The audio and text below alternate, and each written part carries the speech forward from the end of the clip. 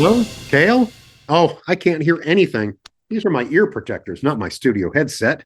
You're watching the Back 40 Live on OVPC. Pepper and Cael here with a roundup. Oh, golly, that's an NOP FCC violation. A look back at the 2025 Market Farm Madness Tournament. Last year's bracket featured loathsome farm chores, with the winner being declared the most tedious, gross, intimidating, and frustrating task. Kale, let us begin with your top storylines from the competition. Thanks, Pepper. I could barely contain my excitement for some of the matchups. We had spraying versus sanitizing, real nozzle of a matchup.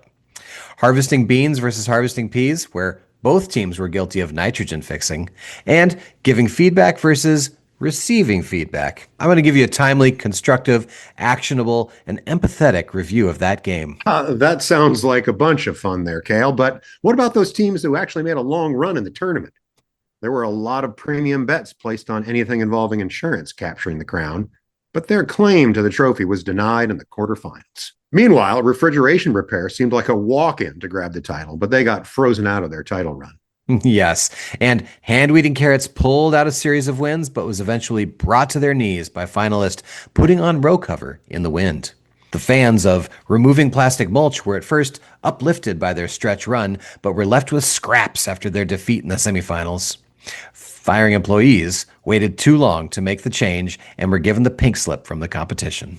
And what about that thrilling final? Putting on row cover in the wind versus resolving employee disputes. Yeah, Putting on Row Cover in the Wind came into the game with a tailwind, but faced stiff headwinds from all the hot air from resolving employee disputes. Yeah, they tried sandbagging the competition by throwing up a bunch of bricks, but they were just getting buried by the rough and tumble play of resolving employee disputes during the first half. Yeah, but then some arguments broke out on the resolving employee disputes bench, and we saw the rare double technical foul called on two players from the same team. Yep, the foul trouble continued for employee disputes in the second half and resulted in a blowout win for putting on row cover in the wind. Final score: Putting on Row Cover in the Wind 59, resolving employee disputes 41. The one time that a blowout was a good thing for Putting on Row Cover in the Wind. Let's take a look back at the post-game interview with the head coach of resolving employee disputes. First, let me apologize for my appearance. I'm feeling pretty wigged out by our collapse. I could call out certain players, but that wouldn't be super productive. I think it came down to team management and tactics.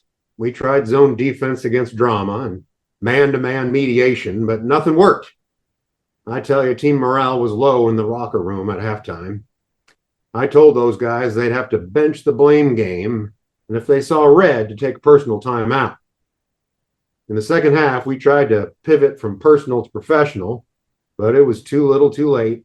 The harsh reality is that it takes a lot to manage a team over a long, hard growing season. This offseason, I'm planning to enroll in Becoming the Employer of Choice program, as I've clearly got some team management skills to improve. But I'm not ready to throw in the trowel. Join us for the 2026 Organic Vegetable Production Conference, online January 22nd and 23rd, and in person in Madison, January 30th and 31st. See you there, and don't forget to participate in this year's Market Farm Madness Tournament.